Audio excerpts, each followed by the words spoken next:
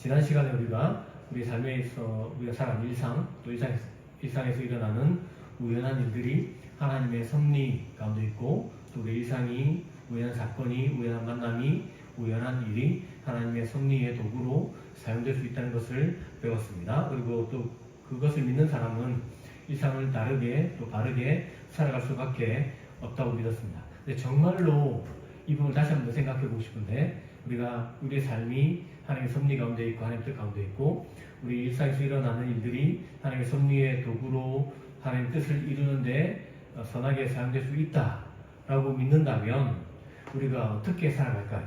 정말로 나의 삶이 하나님의 뜻을 이루는 일에 쓰임받는다, 하나님의 섭리의 도구가 된다라고 믿는다면 우리 삶이 어떻게 변화될까? 그에 대한 대답을 룻과 보아스의 이 이야기를 통해서 찾아보고 싶습니다. 오늘 우리가 읽었던 본문 말씀은 보아스와 룻의 대화로 기록되어 있는 두 사람의 대화입니다. 그 중에 보아스의 말이, 대사가 훨씬 더 길고 또 자세하고 많고, 또 조금은 룻의 또 말이 덧붙여 있는 그런 모습을 가지고 있습니다. 그래서 보아스를 중심으로 좀 이야기를 살펴볼 수 있도록 그렇게 저자가 의도적으로 기록해 놓았고, 또 그렇게 또 우리도 저자의 의도에 맞추어서 보아스를 중심으로 찾아보고 또 룻의 이야기도 함께 살펴보도록 하겠습니다. 먼저 8절 9절 말씀인데요. 8절 9절은 룻을 향한 보아스의 첫 번째 말입니다. 한번 읽어보겠습니다. 보아스가 룻에게 말하였다. 내 딸아, 잘 들어라. 이삭을 주러 다른 밭에 가지 말고 여기서 떠나지도 말며 내 여종들을 바싹 따라다녀라. 그들이 추수하는 밭을 보고 그들을 따라다녀라. 내가 종들에게 너를 건드리지 말라고 지시해두었다. 목이 마르면 그릇에 가서 종들이 길어온 것을 마셔라. 보아스가 룻에게 몇 가지 이야기를 해주고 있어요. 그런데 이것을 좀 정리해보자면 룻의 안전을 보호하는 보아스의 배려라고 할 수 있습니다. 이삭 주우러 다른 밭으로 여러 곳으로 돌아다니지 말고 보아스의 밭에 머물러 있고, 또 곡식을 매는 묶는 여자들 보고 그 여자들 사이에 있으라고 이야기를 합니다. 보아스가 룻에게 딴 데 가지 말고 자기 밭에서 곡식을 맺는 자들 곁에 머물고 그 곁에서 일하고 그들 사이에 머물러 있어라 라고 그렇게 말을 했습니다. 이유는 그곳에 있어야 안전하기 때문에 그렇습니다. 만약에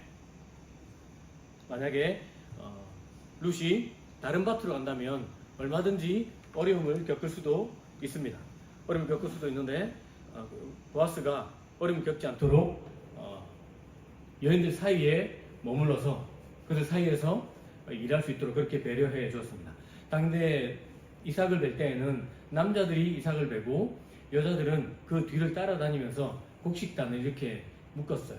그렇기 때문에 한 무리에 속하고 함께 일하는 자들로 분류가 되기 때문에 그 안에 있으면 어려움을 덜 겪을 수 있습니다. 특별히 룻이 모압 출신의 여자였고 과부였지 않습니까? 그렇기 때문에 다른 밭에서 눈치 보지 않고 일하기가 어렵습니다. 어딜 가든지 눈치를 볼 수밖에 없고 어딜 가든지 어려움을 겪을 수밖에 없어요. 그렇기 때문에 여종들 사이에서 일할 수 있도록 그렇게 배려해 주었습니다. 또한 남자 종들에게는 룻을 건드리지 말아라 라고 이야기를 하죠. 이 건드리다 말은 만지다, 때리다, 해를 가하다, 어떤 성적인 어려움도 주다, 이런 뜻까지 다 포함할 수 있어요. 그렇기 때문에 남자 종들에게도 룻을 건드리지 말고 괴롭히지 말고 해코지하지 말고 모욕하지 말고 그녀가 안전하게 일할 수 있도록 배려해주고 보호해 주어라 라고 그렇게 보아스가 종들에게 명령을 내렸습니다. 당시가 사사시대지 않습니까? 자기 눈에 좋은 대로 행하던 그런 시대였습니다. 룻이 얼마든지 어려움을 겪을 수 있었는데 보아스가 그것마저도 안전하게 지켜주고 있고 보호해주고 있는 것을 알 수 있습니다. 또한 보아스가 룻에게 목이 마르거든 내 종들이 마시기 위해서 길어온 물을 마셔라 라고 그렇게 이야기하고 있습니다. 사람은 물 없이는 살아갈 수가 없죠.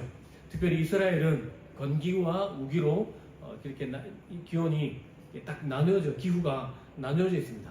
보리를 추수할 때는 우기가 끝나고 건기가 이제 시작된 무렵입니다. 그렇기 때문에 정말 덥고 또 힘들어요.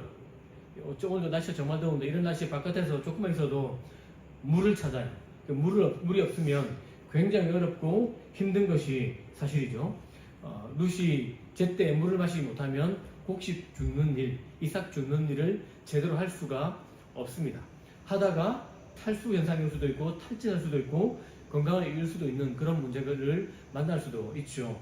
보아스가 이 사실도 알고 룻에게 필요한 것이 무엇인지 정확하게 알고 그것을 공급해주고 룻의 안전을 세심하게 지켜줄 모습을 볼 수 있습니다. 그것이 첫 번째 대화에 있는 이야기입니다.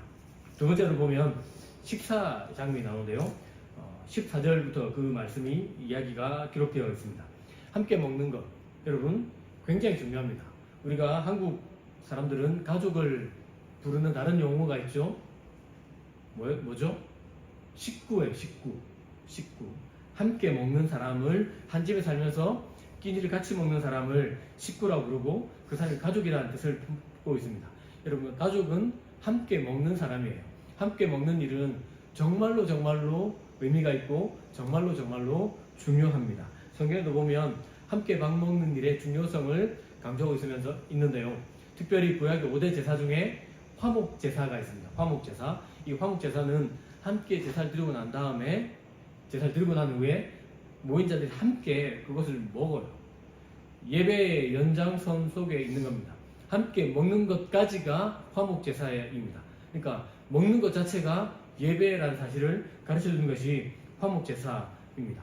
먹는 것이 그만큼 중요하고 우리가 함께 먹는 것이 하나님 받으실 만한 예배라는 사실을 기억한다면 함께 먹는 일의 중요성을 우리가 더 깊이 깨달을 수 있습니다. 신약에 가도 이와 비슷한 사건을 발견할 수가 있습니다. 오순절에 성령께서 임하시고 제자들이 성령 충만을 받아요. 그리고 성령 충만을 받은 제자들이 나가서 하나님의 말씀을 힘있게 전하면서 많은 사람이 회개하고 예수를 믿고 예루살렘 교회가 세워졌습니다. 그들도 사도의 가르침을 받고 성령의 충만을 받고 난 다음에 했던 중요한 일들이 있는데 그 중에 가장 대표적인 일 하나가 먹는 것입니다. 사도행전 2장 46절 말씀을 한번 읽어보겠습니다. 화면에 뜰 텐데요. 같이 한번 읽어보겠습니다. 시작.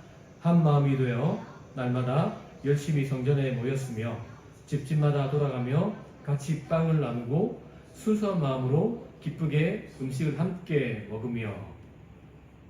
한 마음이 되었고 열심히 모여서 또 예배했을 뿐 아니라 집집마다 돌아다니면서 빵을 먹었고 순수한 마음으로, 정말 순전한 마음으로 기쁘게 음식을 함께 먹었다라는 사실을 보여주고 있습니다. 성령 충만한 사람, 말씀을 배우고 말씀을 듣고 하나님을 예배하고 난 다음에 그들이 함께 음식을 먹으며 순전한 마음으로 기쁘게 음식을 먹으며 예수 안에서 한 가족이 되었다, 식탁 공동체가 되었다라고 가르쳐주고 있습니다.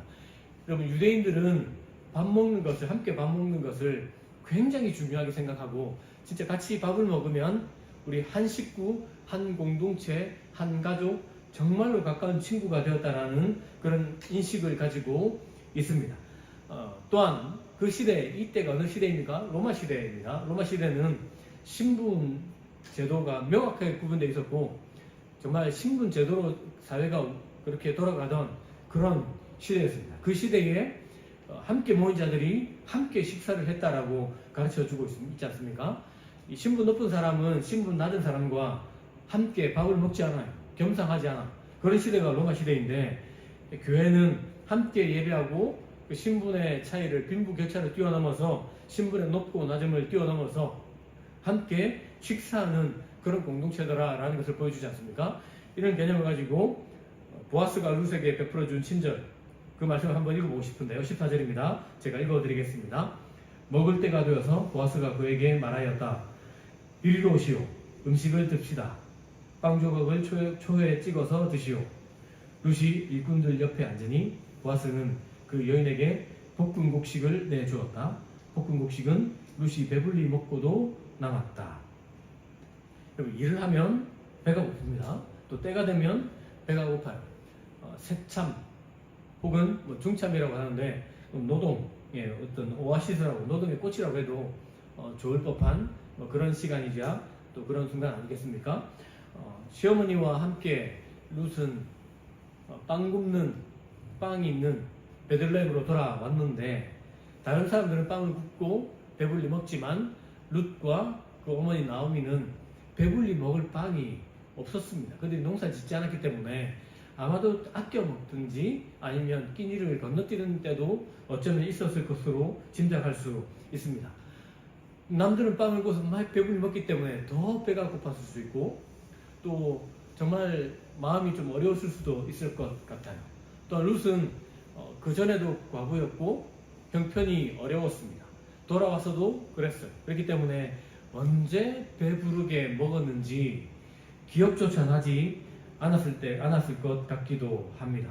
여러분, 함께 일하는 사람은 열심히 일하다가 때가 되니까 이제 정성껏 준비한 빵을 먹으러 가고 물을 마시고 또 뭐 주스도 마시고 하는데, 혼자 덩그러니 앉아서 아무것도 먹지 못한다면 얼마나 마음이 더 무겁고 외롭고 고통스럽겠습니까? 그 모습 지켜보고 앉아 있으면서 남들이 깔깔깔 웃으면서 맛있게 먹는 모습만 굶주린 채로, 줄인 배를 끌어안 채로 보고 있다면 그 마음이 얼마나 어렵겠습니까? 바로 그때 보아스가 룻에게 뭐라고 말합니까? 이리로 오시오, 이리로 오시오. 식탁으로 오시오. 함께 밥 먹읍시다. 함께 식사합시다. 함께 우리 식탁 공동체가 됩시다. 라고 룻을 초대하고 있습니다. 여러분, 실제로 보면 룻이 그 초대를 받아서 일꾼들 사이에 앉았다라고 말하고 그 일꾼 사이에서 먹어요. 그러니까 보아스가 룻을 일꾼의 하나처럼 여겼고 룻이 그런 은혜를 입었다라는 걸 보여주는 거 아니겠습니까? 여러분, 하나님은 저기 구약 성경 신명기에서 나달 밟아 떠는 소의 입에 망을 씌우지 말아라. 그러니까 나달을 떠는 소가 일할 때는 그걸, 그 나달을 먹을 권리가 있다. 풀 뜯어 먹을 권리가 있다. 일하는 자가 먹을 권리가 있다라는 말씀을 알려주셨습니다. 이 짐승에게까지 하나님은 먹이시는 분임을 보여주고 있죠. 이것이 나중에 신약으로 오면 사도 바울은 이 말씀을 해석하면서 일꾼이 그 삭을 받는 것이 마땅하다라고 디모데전서 5장 18절에서 그렇게 말씀했습니다. 일하는 사람이 그 음식을 받는 것이, 삭을 받는 것이 당연하다라고 가르쳐주고 있습니다. 여러분, 보아스가 룻을 식탁으로 초대한 것은 룻을 거지처럼 여긴 게 아니에요. 그냥 이삭 줍다가 갈 사람으로 여기지 않고, 나그네로 여기지 않고 자기 밭에서 일하는 일꾼의 한 사람으로 여겼다. 식탁 공동체의 일원으로 여겼다라는 의미를 포함하고 있습니다. 룻이 그 자리에서 함께 먹었다라는 것은 룻이 그런 은혜를 입었다라는 것을 보여주고 있습니다. 여러분, 또 여기서 주목하고 싶은 말씀이 있는데, 보아스가 룻에게 볶은 곡식, 구운 곡식을 주었어요. 그런데 그 곡식을 룻이 먹었습니다. 많이 먹었어요. 배가 부르게 먹고 남았어요. 먹고 배가 불렀고 남았다라고 이렇게 기록해 놓고 있지 않습니까? 이 룻이 배부르게 먹고 남았습니다. 여러분, 이 아름다운 풍경을 보면 신약에 어떤 사건이 떠올라요. 오병이어 사건인데요. 예수님이 말씀 가르치다가 시간이 많이 지나서 식사 때가 지나버렸습니다. 또 빵을 구할 데도 없는 그런 때였습니다. 그런 장소였고, 실제로 구하려고 해도 구할 수도 없는 곳이었고, 그들이 가면서 정말 배가 더 고플 것 같아서 예수님이 제자들에게 먹을 것을 주어라 라고 말했는데, 먹을 게 사실은 하나도 없었습니다. 어린아이가 가져온 보리떡 5개, 보리빵 5개와 물고기 2마리, 어린아이의 도시락, 그것이 전부였는데, 그것으로 예수님께서 남자만 5,000명 된 사람을 먹이셨죠. 먹이셨는데 어땠습니까? 그 5,000명이 먹고 어땠어요? 배가 불렀어요. 그리고 또 12광줄이나 남지 않았습니까? 먹고 배불렀고 남았습니다. 예수께서 일으켜주신 사건, 그 사건의 결과가 먹고 배부르고 남았다는 거죠. 똑같이 보아스가 룻에게 볶은 곡식을 주었는데 룻이 먹고 배가 불렀고 정말로 많이 남았다라는 것을 가르쳐주고 있습니다. 여러분, 누군가를 식탁으로 초대하는 것, 그 예수님의 일이죠. 정말 가난한 무리들을 식탁으로 초대하시고, 정말 신적인 식탁, 하나님의 식탁으로 초대하시고, 하나님의 공동체, 식탁 공동체로 만드시고, 그들을 먹이되 배부르게 먹이시고 풍성이 남도록 먹이시는 예수님의 사역이 먹이는 사역 아닙니까? 여러분, 그렇기 때문에 누군가를 식탁으로 초대하고 그와 함께 먹고 그의 배를 불리는 것은 예수의 사역에 동참하는 일이라고 해도 지나친 말이 아닙니다. 여러분, 보아스가 바로 그 일을 했습니다. 사실 자기와는 그때까지만 해도 아무런 관계가 없었던 사람이었고 몰랐던 사람이었는데 그 여자의 이야기를 듣고 그 여자를 불쌍히 여기고 그래서 식탁으로 초대하고 배불리 먹이고 남게 하는 아름다운 그런 마치 하나님 나라의 식탁 공동체와 같은 그런 모습을 보여주고 있습니다. 그렇기 때문에 룻을 배부르게 먹인 보아스를 보면 자연스럽게 예수가 떠오르는 것이 당연한 일이라고 할 수 있습니다. 여러분, 우리도 다르지 않습니다. 우리 있는 교회가 5월달에 개척하고 난 다음에 매달 한 번은 우리가 함께 밥을 먹으려고 했고 또 밥을 함께 먹었습니다. 여러분, 이게 그냥 이렇게 재밌자고 밥을 먹은 것이 아닙니다. 예배 드린 이후에 함께 식사하고 또 때로는 식사가 아니어도 간식을 나누는 것은 그것이 곧 예배의 연장선이고 우리가 예수 안에서 한 공동체이며 우리가 예수 안에서 먹고 마시는 한 가족임을 확인하는 시간이라 할 수 있습니다. 예수 안에서 먹는 것, 그것은 교회의 본질입니다. 예수 안에서 함께 먹는 것이 교회의 본질이고 신앙의 아주 중요한 한 축이라는 사실을 기억하고 기념하기 위해서 우리가 한 달에 한 번은 같이 식사를 하고 있습니다. 여러분, 정말로 이것은 중요합니다. 우리가 함께 먹는 것의 의미는 여기서 정말 한 걸음 더 나아간다 할 수 있는데요. 누군가를 식탁으로 초대하여서 함께 먹는 일은 강조하고 또 강조해도 지나치지 않고 정말 지나침이 없는 일이라 할 수 있습니다. 예수 안에서 우리가 함께 먹을 때에 우리는 예수 중심으로 한 가족이 됩니다. 한 몸으로 지어져 가고 한 식구로 빚어져 가기 때문에 그 시간이 꼭 우리에게 필요합니다. 뿐만 아니라 누군가 굶주린 사람이 있다거나 아니면 내 주변 사람을 우리 집으로 초대해서 함께 밥을 먹는 일은 예수님의 사역, 누군가를 먹이시는, 저와 여러분을 먹이신, 또 누군가를 먹이시는 예수님의 사역에 동참할 뿐 아니라 그 작은 일로 누군가를 먹이시는 하나님의 그 뜻에 참여하고 하나님의 섭리를 이루는 일에 참여하는 일이기 때문에 그렇습니다. 그렇기 때문에 우리는 함께 먹는 일을 소중하게 여기면 좋겠습니다. 뿐만 아니라 룻을 향한 보아스의 배려는 여기서 더 또 멀리 나간다고 할 수 있습니다. 절대 빼놓을 수 없는 보아스의 배려를 보고 싶은데요. 15절, 16절 말씀을 우리 화면을 보면서 함께 읽어보겠습니다. 시작. 식사를 끝내고 룻이 이삭을 주우러 떠나자 보아스가 일꾼들에게 명령하였다.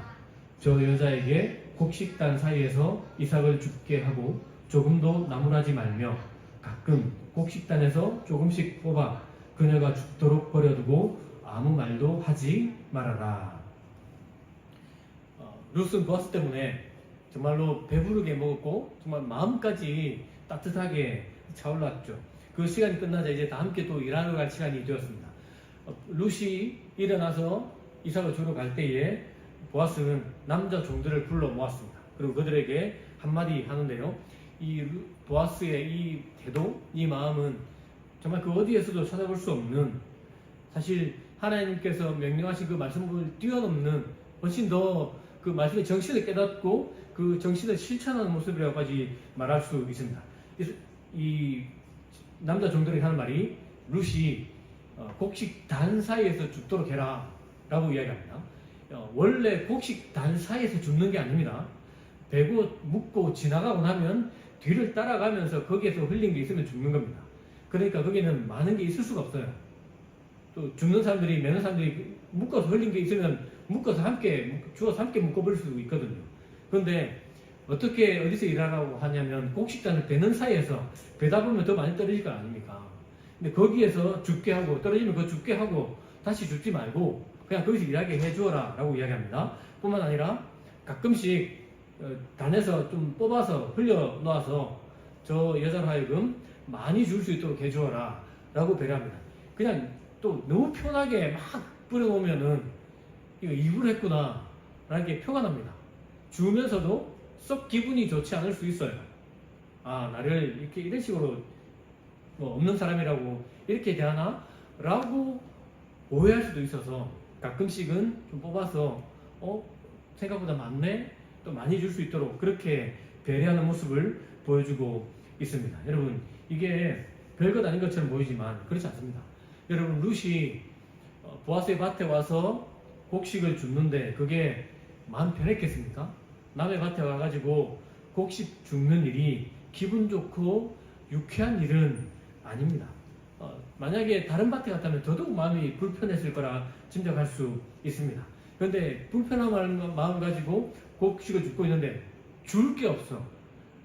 아무리 보아도 정말 몇 개 없어요. 그러면 줍는 입장에서는 더 비참할 수 있어요. 근데 만약에 좀 그래도 줄 게 있고 가끔씩 좀 많이 있으면 주면서도 기분이 좋고 조금은 일할 맛도 나는 것 아니겠습니까? 보아스가 그렇게 룻을 배려하고 있습니다. 여러분, 우리가 사실 주변을 보면 다른 사람을 도와주는 것 정말 중요한 일인데 도와주면서 온갖 생색을 다 내는 사람이 있습니다. 도움받는 처지에서는 어쩔 수 없이 마지못해 도움을 받지만 마음이 상하고 감정이 상하고 자존심이 무너지기도 합니다. 여러분, 요즘에는 학교에서 장학금 줄 때에도 생활 환경이 어렵다는 명목으로 장학금을 주면 그거 받기 싫어합니다. 우리 집안이 어렵고 가난하다는 것을 공개적으로 모든 전교생들에게 알리는 것과 똑같기 때문에 창피하고 마음이 무겁고 자존심이 상해서 그렇게 하지 않으려고 하고, 그런 식으로 장학금 신청을 하라고 하면 장학금 신청도 하지 않습니다. 일종의 낙인 지키는 그런 느낌이죠. 부담이 되고 공개적으로 나 못 살아요, 나 가난해요 라는 그런 어떤 방송하는 것 같은 느낌이 들기 때문에 잘 하지 않는다고 합니다. 여러분, 그렇기 때문에 다른 방식으로 자존심 상하지 않도록, 감정 상하지 않도록, 마음 상하지 않도록 다른 방식을 찾아서 돕는다고 하는 겁니다. 여러분, 그게 당연한 일이죠. 룻도 그랬을 겁니다. 만약에 룻이 정말로 공개적인 망신을 당한다면 그 밭에 다시 다음날 가고 싶겠습니까? 공개적으로 망신을 당하고 공개적으로 자존심 상하고 정말 마음이 어려우면 다음날 마지못해 가든지 아니면 가지 않으려고 할 것 같아요. 보아스가 룻의 마음을 정확하게 이해하고 룻의 마음과 감정과 자존심을 배려하는 모습을 보여주고 있습니다. 눈치채지 못하는 그것 때문에 마음 상하지 않도록 지혜롭게 따뜻하게 배려하고 있습니다. 기대것조차 없었던 룻에게 보아스는 따뜻한 환대를 베풀어 주었고, 보아스가 베풀어주는 이 환대는 룻에게 정말 그늘과도 같았으리라 짐작할 수 있습니다. 이런 은혜를 받은 룻은 어떤 반응을 보이는가? 본문에 보면 자세히 나와 있는데요. 이 점을 또 주목하고 싶은 이유는 지금 우리 사는 시대가, 또 특별히 이들이 살았던 사사시대가 은혜를 원수로 갚는 시대이기 때문에 더더욱 그러합니다. 하나님 은혜를 베풀으셔도 이스라엘 백성들 어땠습니까? 하나님 배반하고 하나님으로부터 하나님을 등지고 이런 삶을 살지 않았습니까? 배은망덕한 그런 삶을 살았습니다. 여러분, 호의가 계속되면 권리인 줄 안다. 부당거래라는 영화의 명대사죠. 호의가 계속되면 이게 권리인 줄 알아요. 은혜인 줄도 모르고 호의인 줄도 모르고 감사할 줄도 모르고 정말 자기 마음대로 살아버리는 일들이 일어나죠. 사사시대가 그랬고 지금 우리 사는 시대가 그런 것 같습니다. 근데 룻은 어떻게 합니까? 보아스에게 진심으로 감사해요. 10절 보면 땅에 엎드려요.